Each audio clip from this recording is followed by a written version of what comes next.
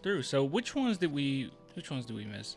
We did not get to hear what Steph Castle had to say. So I'm gonna dive straight into that. I'm very curious what our boy here has to say. I don't know why it's like this, but recently I feel like people believe that I'm not crazy about Steph Castle, right? Like, don't get me wrong. Everyone has their favorites. Everyone has certain players that they will defend tooth and nail, right? Oh, I can make this 1080p. Like everyone has that, right? And obviously that's Sohan for me as far as a player that I get very irritated when people talk trash about, because I feel like he genuinely is really good and pretty misunderstood as far as what his role is with San Antonio Spurs, right? And mainstream media don't recognize him. It bothers me. It bothers me. And I understand he's one of those play styles that you're not really going to recognize until you're actually winning. So I guess I can't get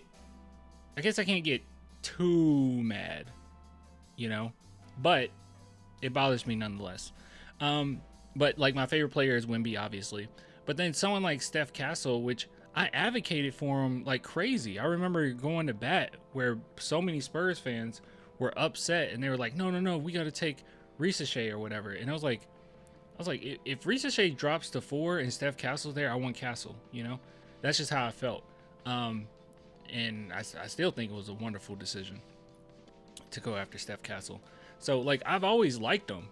I just don't quite understand people getting upset, you know, that I don't talk about him enough. He's very solid. He doesn't get hate. He's very solid. I like him. He's good, you know? I guess there's not much to say, but he's a very fine player. Hey Steph, how you been? How was your off season, and what's your kind of excitement level for year 2? I've been good. It's finally loud. I don't know why, but it wasn't loud before. Now it's loud, y'all. Season been long off season for sure, but yeah, I've been able to work on a lot of things, and you know I'm excited going into this year. Did you find a place to put the trophy, the Rookie of the Year trophy? Not me. My mom took it He's like Kawhi if Kawhi had facial expressions when he talks. back home, but yeah, I don't know where it's at now. Yeah, it's saved. Clan Spurs need to trade for Lowry marketing. No, we don't. And you're probably trolling. Oh, for sure. Hey, Steph, can you talk about just sort of, I know you've had some open runs, but just sort of the potential for a defensive team that you'll have, so, you know, with yourself, with Wemby, with Jeremy, and then the rookies you have coming in, just talk about just the potential defensively? Yeah, I feel like our potential defensively is scary. I mean, from what I've saw with the flashes defensively, you know, not even like thoroughly going through our coverages yet. Just seeing that already is definitely a great sign. But it's ridiculous because even in and of itself, even if you didn't have Wemby, right? Let's say like Wemby's out of the equation and then you have Luke Cornett, you're still a really good defensive team, I think. But like Wembanyama being this like generational defender, potentially going to end up being the greatest defender we've ever seen to walk this earth. It is terrifying. I completely agree. It is terrifying for the league. And, you know, this is why I kind of like roll my eyes a little bit when I see Spurs fans say like, are we going to have a shooting problem? First off, I don't think we will. But number two, if we're a mediocre, like outside shooting team and you're an elite defensive team, you're fine. Like you're totally fine. Like it's not easy to score on Sohan in the perimeter. It's not easy to score on Castle in the perimeter, and it's impossible to score on Wemby anywhere on the court.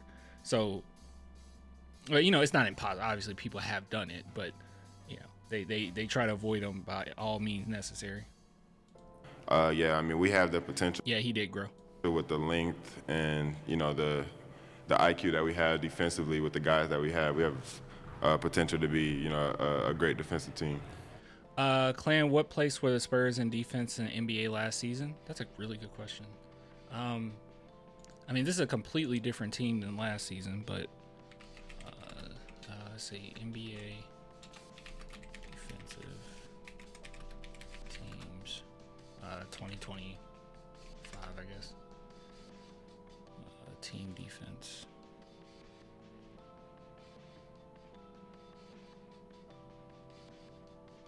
It's loading. It's loading.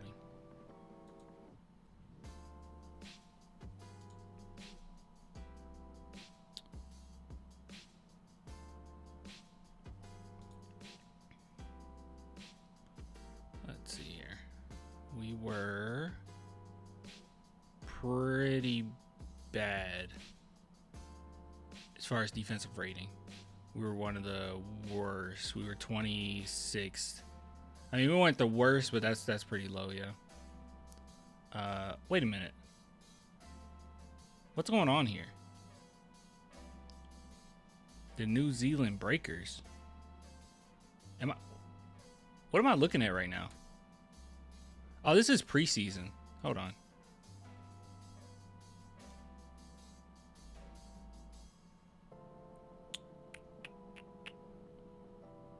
Oh, yeah, still one of the worst. Yeah, still one of the worst. But, I mean, you don't want to count last season because we had plenty of injuries. Wemby only played half the season.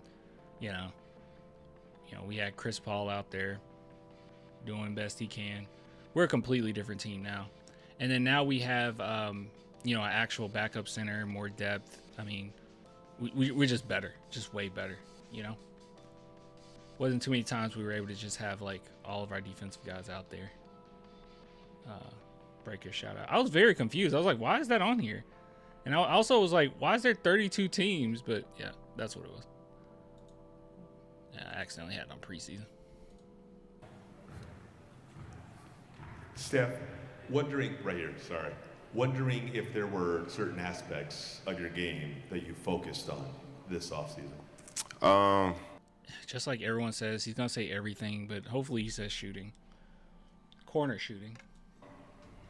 I would say making reads a lot more efficient. I would say quicker reads, a lot of on-ball shot reps, guys go under screens, guys go over screens, finding spots that I could get to that I'm comfortable with. And then, just sharpening up, parts of my game that, I've already would consider strengths.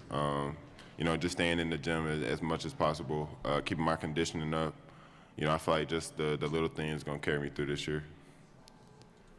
There you go. If the Spurs are going to be better in defense, then they can improve in shooting too. I'll just say that our pillar is defense, right? Like, I feel like that's going to be our best asset going forward, and depending on how good our defense is how far we can go with this. Because the players that we add to this team, we didn't necessarily add them for shooting, right? Like, we have a lot of versatile players that can do quite a bit of things, but most importantly, it's been that defense. You started with Sohan, you got Castle, you got Wemby, like that's kind of the big thing. That's the one thing I think. Obviously, everyone can work on shooting, but I'll just be honest with you, man. Transparent right here, like they have surpassed what I thought. I guess I'm thinking of Sohan in particular. Like, he's definitely surpassed what I thought he would be as a shooter. He's just getting better and better. I wasn't expecting his free throw shooting to get as good as it has or better than it was in college, like, because he actually was someone where that shot was just ugly, and he's just looking better and better. But yeah, of course you got to improve shooting, but I think you can hang your hat on defense, while they're improving in that area. But you have Harrison Barnes, you have Champagnie, Wemby can shoot. Fox, if he goes back to before his injury, he can shoot. Dylan Harper's a pretty decent catch and shoot player. We know Sohan's been working on his shot. I'm pretty sure Keldon has been working on his shot. I mean, that's going to have to be his role, I would think.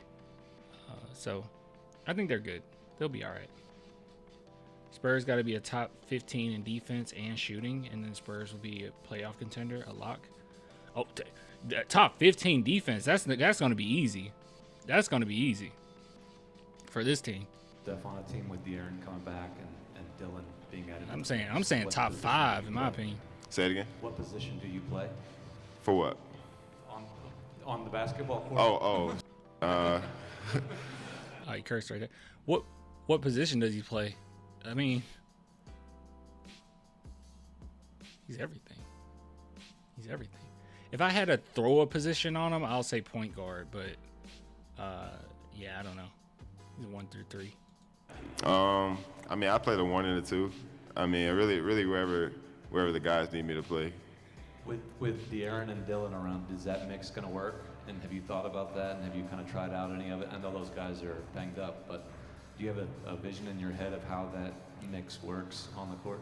Yeah, definitely. I haven't really got to play, a lot with those guys this summer for obvious reasons. But yeah, I mean, just having three talented, high IQ guards like that share, the similar position. I feel like it's a plus for us, being able to play off of each other, learn each other game pretty early, and I mean, just us being on the court together, I feel like we'll be able to feed off each other pretty well.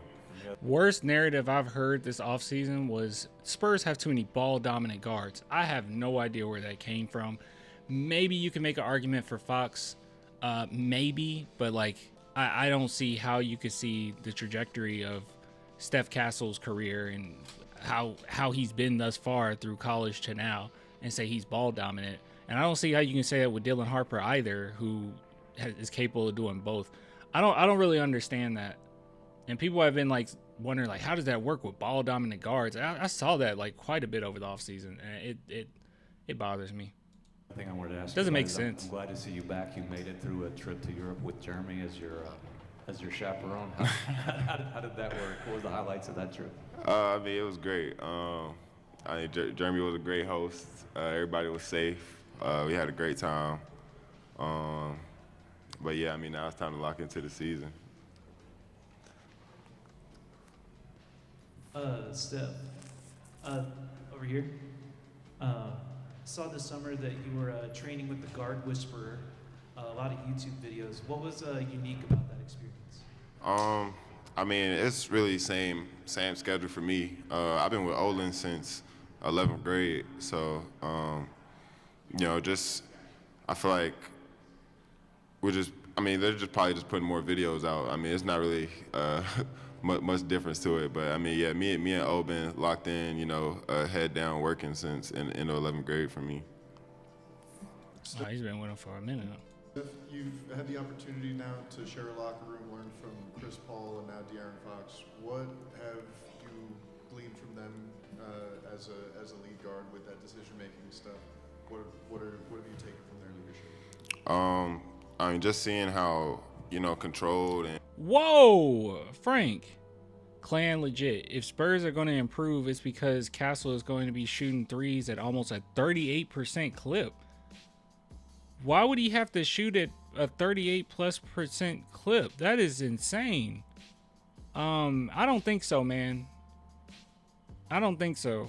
I think you can hang that up. And nor do I think that like our future hangs on the balance of whether or not Castle can shoot 40% from three. That's crazy. That's crazy. Yeah, that's pretty high. 38% is very high. No, he doesn't have to do that. If he can just improve to like a 35%, 35% low volume 3-point shooter, he'll be totally fine. He just needs a respectable 3-point shot.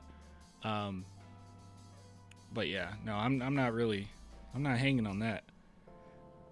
Now, Dylan Harper, he is so dynamic offensively till I do think he needs to make sure, he can shoot at a pretty nice clip. But Steph Castle brings a few other things. That's crazy, though. Yeah, that's crazy. And how efficient they are on the court with their reads. Like I talked about it earlier, being able to play with CP last year was definitely a big help. Being able to see how he sees the court.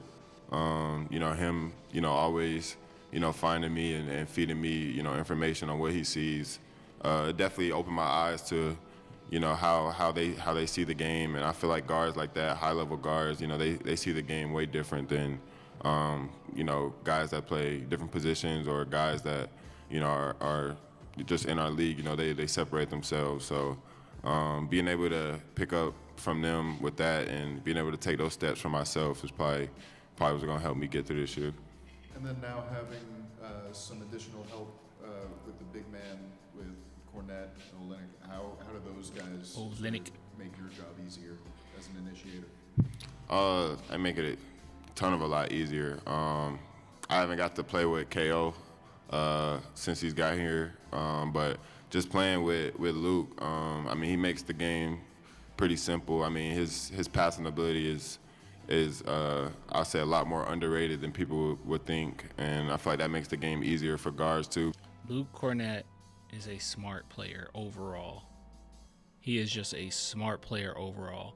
I don't think people really recognize how crazy of a grab that was, because not only did the Spurs get a backup defensive center, I think they got the backup defensive center.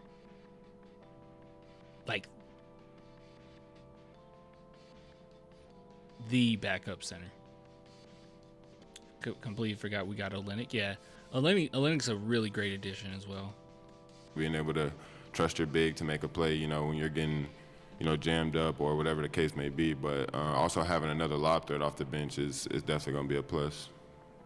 Hey, Steph, you talked a lot about your fit with Dylan, but what have you seen from It is going to be crazy. Work ethic wise, you know, just how they're playoff season. You know, how they act. Yeah, I'd say they're carrying themselves like pros. You know, getting here on time, doing the little stuff, you know, paying attention, not being afraid to speak up. I feel like they're carrying themselves like pros, and just doing this early is only going to, you know, set them to have a good rookie year.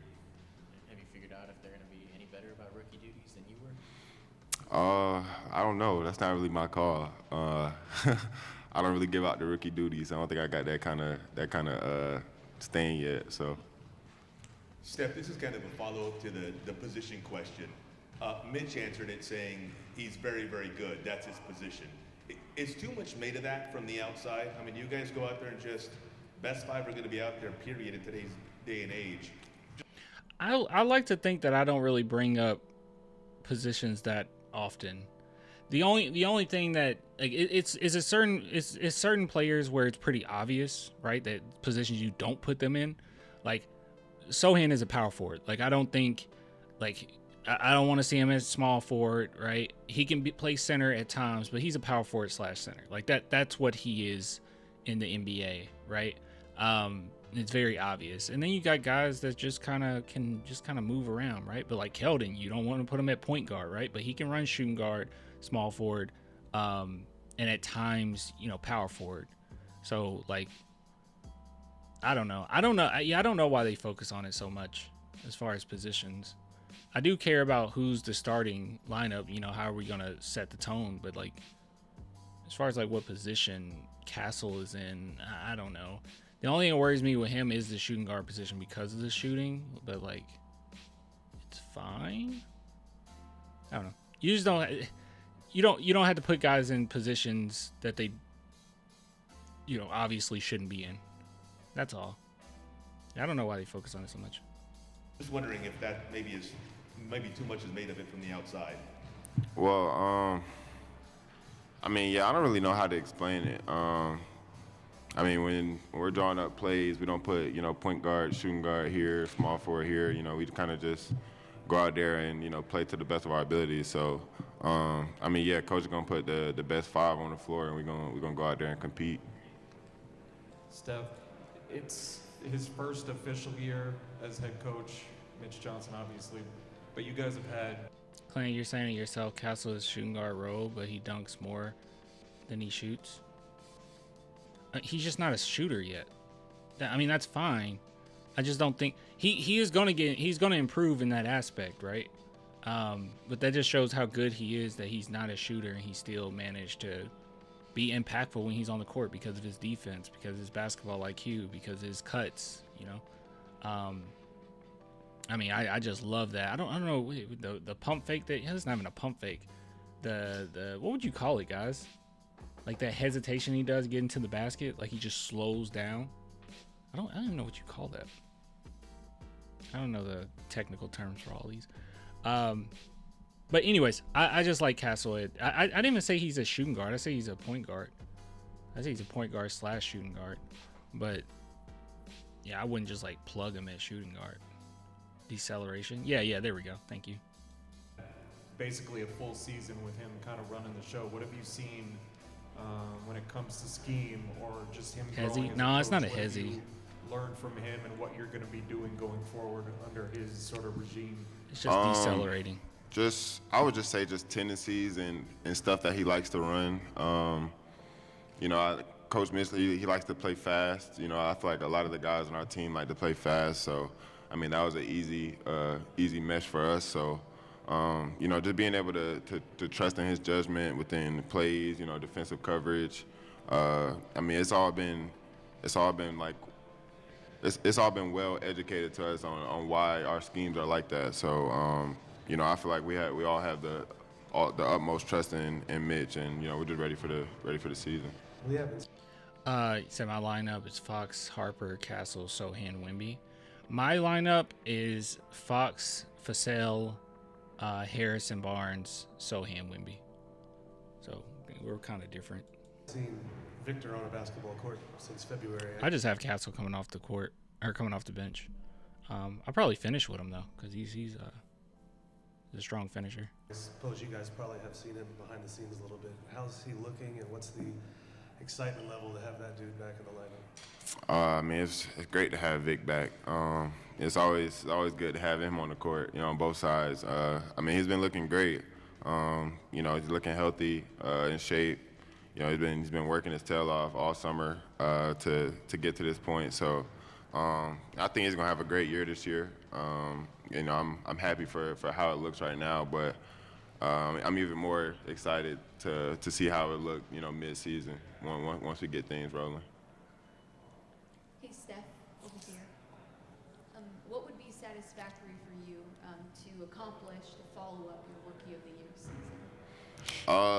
To have a winning season, you know, I'm happy that, you know, I can kind of get that off my chest now. I mean, it's like a weight lifted off my shoulders. So now I can, you know, primarily focus on, you know, team accolades, you know, being able to, one of our goals this year is to make the playoffs. So I feel like that would be a success in a year or two for me. Steph, good morning. Carolina T. Coach Mitch Johnson said that Keldon Johnson and Devin Vassell are now veterans on the court. What are some qualities that you've seen from them on the court that shows you that they're veterans? Communication, holding people accountable. I said it earlier, you know, not just being on time, being early to things, you know, showing how things are supposed to be done. You know, they've been here the longest out of everybody else on our team, so you know they kind of know how everything goes. But yeah, just them, you know, being leaders for us, you know, on and off the court. Wait. I feel like those are the biggest qualities that I've seen from them. Nice. Man, you owe me $2, Clan. What? Why? Wait, I should wait. You owe me $2. All right? Clan owes me money too. It's my birthday's coming up. What the heck?